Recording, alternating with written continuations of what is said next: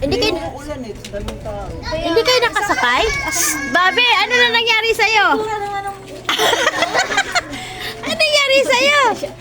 Pagod na? Ano ka na? Tignan mo lang. Oh, Ano yan? ganito na yung uwian namin. Hello, alas 7 na. Alas 7 na uwian. Kasi ganito arts, Ma'am Agular. Antok na to, oh. Hindi siguro nakatulog to.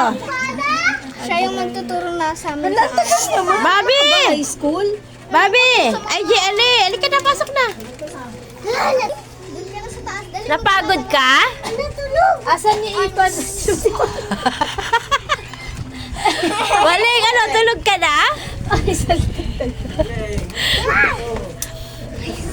Nahirapan kayo sumakay? Opo.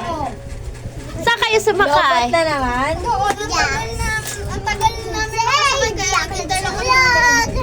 Ah, hindi kayo nakipag-agawan? Hindi, parang kaso dito. Yung klase ko, yung lang tatawanan na tulog. Makapasok-pasok sabi, tapos maya-maya, sinuduan nila. Ano mo lang sumasakay sabi ko? Whisper.